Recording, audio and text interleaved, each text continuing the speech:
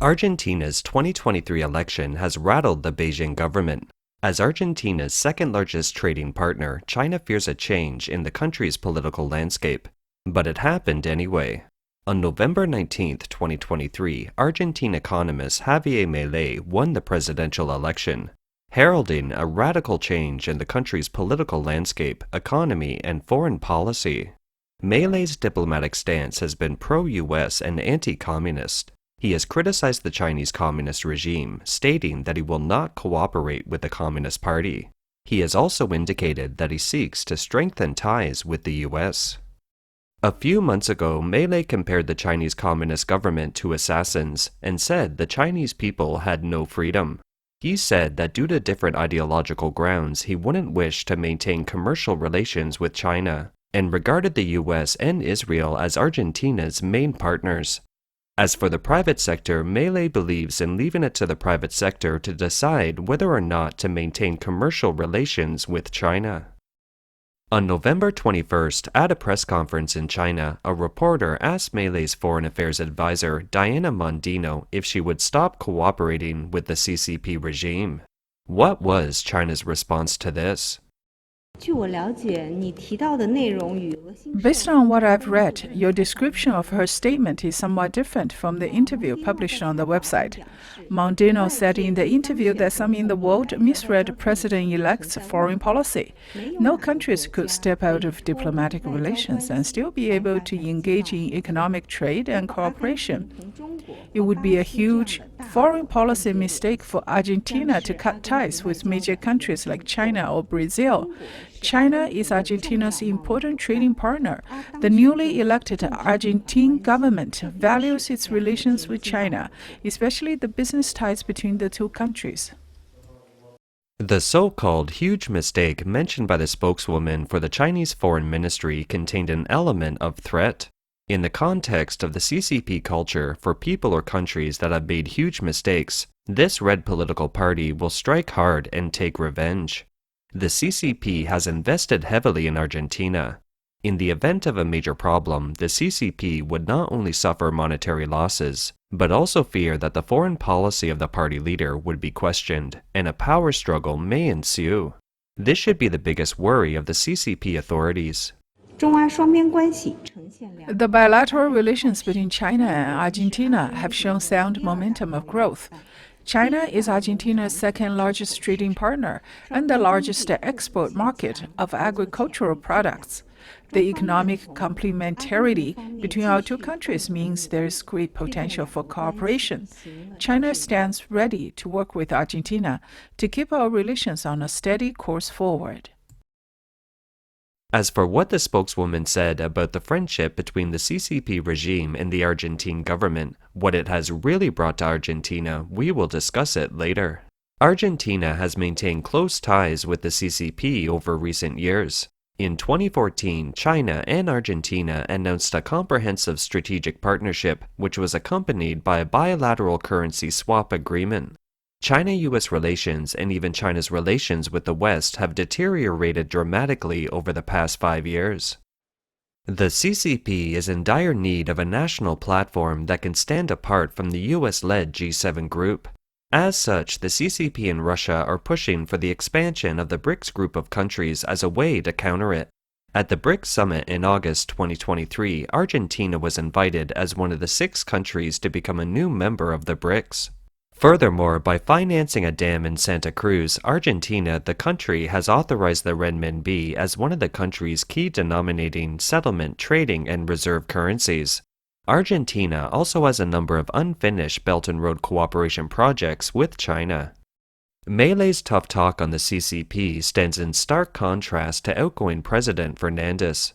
Fernandez visited Beijing in October and praised China as a true friend of Argentina.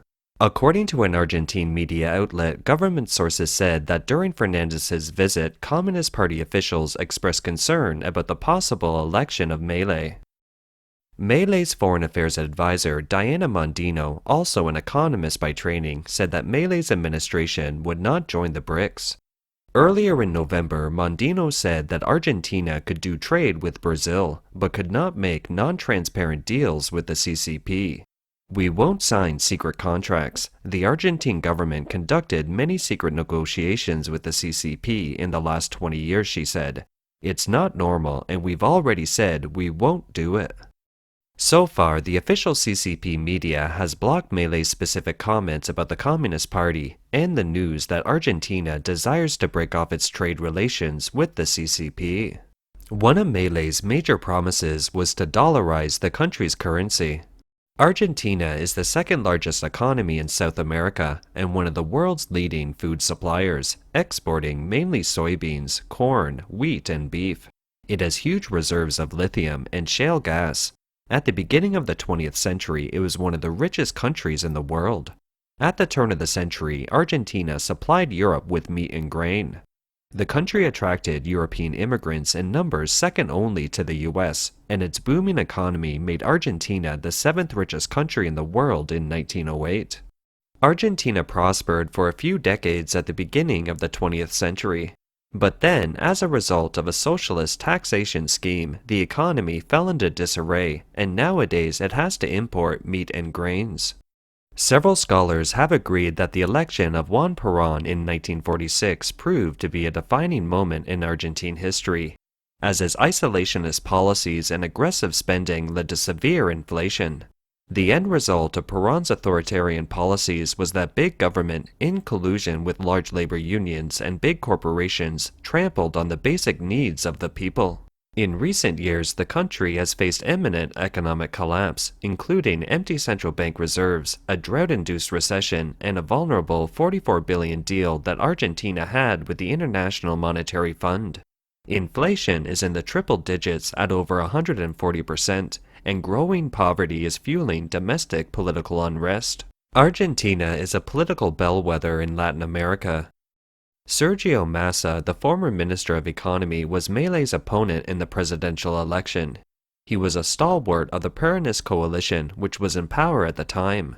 This coalition has ruled Argentina for most of the past 77 years. Under Massa's economic leadership, Argentina was facing its worst economic crisis in 2 decades, with growing poverty affecting more than 2/5 of the population and political turmoil in the country. Argentina also owes billions of dollars to international bondholders and the CCP. It's safe to say that people in Argentina are fed up with poverty and want to see change in the government, and Milei's advocacy resonated with a large number of voters. Milei's top campaign proposal was to tackle inflation.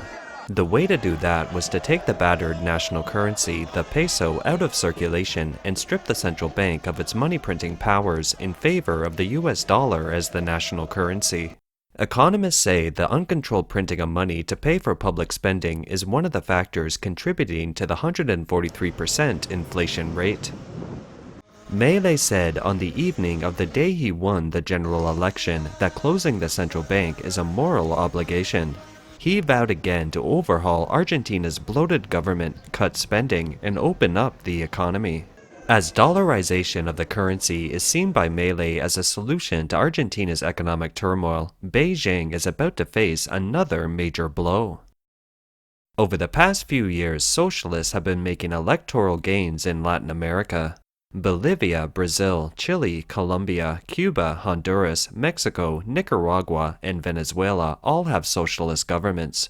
Ecuador, Uruguay, and Paraguay became the few countries in Latin America with right-leaning governments. In the early 2000s, Ecuador suffered a severe financial crisis, and its then president announced dollarization, which allowed the country to quickly regain financial stability. Ecuador's annual inflation rate has averaged 2.8% over the past 2 decades, compared to a high of nearly 100% in 2000. Argentina could replicate this program. Bueno, la dolarización para mí realmente fue la salvación a la economía. Antes de la dolarización teníamos el tema que está pasando ahorita Argentina con el peso, se devaluaba mucho el sucre y la dolarización nos salvó. Del cambio que tuvimos de nuestra moneda, que era el sucre, a la dolarización creo que fue la mejor opción que tuvimos, ya que no es como que el sucre haya tenido una base fuerte como la tenía el dólar. Entonces, si bien sí fue como que una crisis dura en la que tuvo que atravesar el Ecuador para poder tener un cambio estable con la moneda de dólar, pero fue la mejor decisión que pudo haber tomado el presidente. This change of heart in Argentina signals that Latin Americans may be looking for change after years of stagnant development and endemic problems. Many countries in South and Central America suffer from corruption, violence, unstable currencies, inflation, high debt, and low living standards. Stagnant development has provided an opportunity for the CCP's debt trap diplomacy, with most Latin American countries signing on to Beijing's One Belt One Road initiative and canceling their recognition of Taiwan, or the ROC, Republic of China.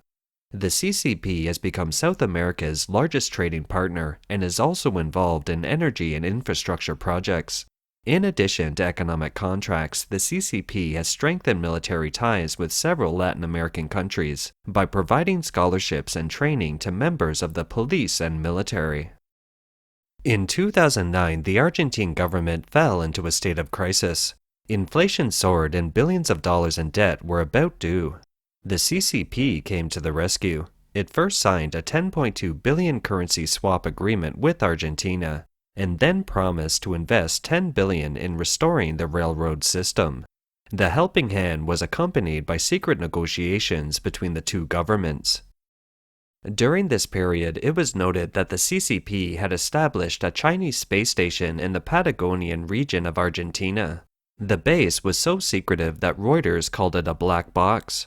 According to a previous Reuters report, based on hundreds of pages of Argentine government documents obtained by it and reviewed by international legal experts, the remote 200-hectare Chinese base was barely monitored by the Argentine authorities. Under the agreement, the government leased the land occupied by the project to the CCP for 50 years, free of charge.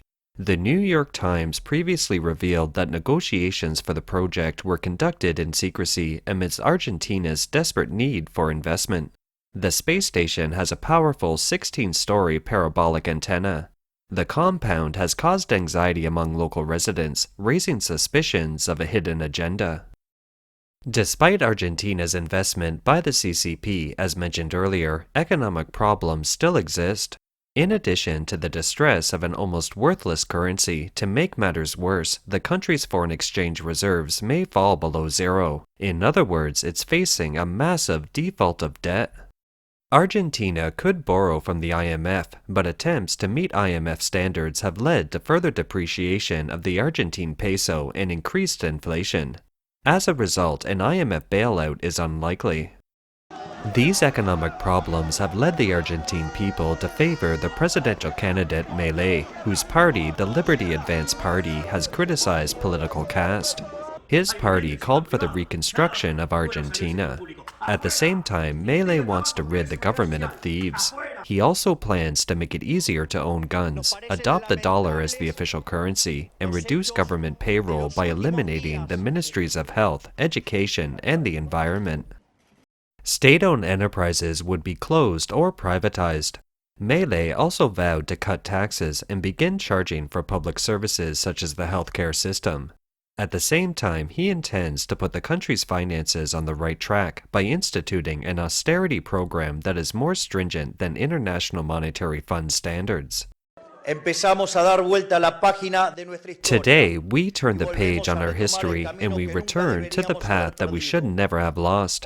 Today brings an end to the impoverishing model of the omnipresent state that only benefits some while the majority of Argentines suffer. Today brings an end to this idea that the state is shared among politicians and their friends. Today brings an end to this vision that the perpetrators are the victims and the victims are the perpetrators.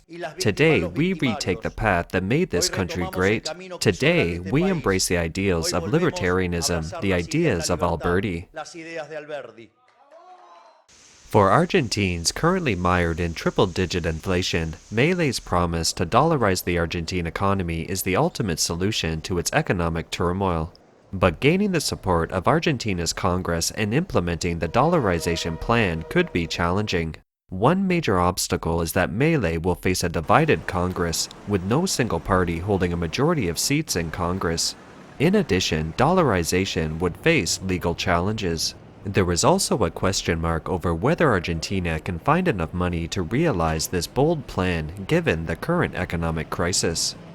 Dollarization of the currency is not good news for the CCP. Dollarization in Argentina would mean a profound change involving the abandonment of the peso and the dissolution of the country's central bank. This move, as well as Milei's tough stance on the CCP, has raised questions about whether the currency swap agreement established between the central banks of the two countries will continue to exist. This fundamental shift could herald a repositioning of Argentina's economic strategy and have a direct impact on its trade dynamics and diplomatic relations with the CCP. Beginning in 2008, the CCP embarked on a global network of central bank currency swaps to internationalize the renminbi. As of May 2023, the CCP assigned bilateral currency swap agreements with more than 40 countries and regions. In particular, the currency swap agreement with Argentina has been noted for its long duration and wide range of use.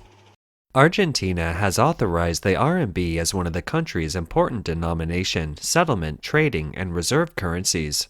Chinese media have claimed that Argentina's further use of the RMB is just a snapshot of the internationalization of the RMB.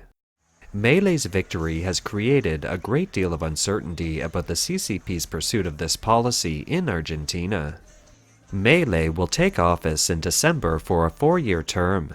When he takes office, the Sino-Argentine alliance that his predecessors have built up over the past few years, including the possibility of Argentina's planned entry into the BRICS grouping on January 1, 2024, looks like it could be called off at any time.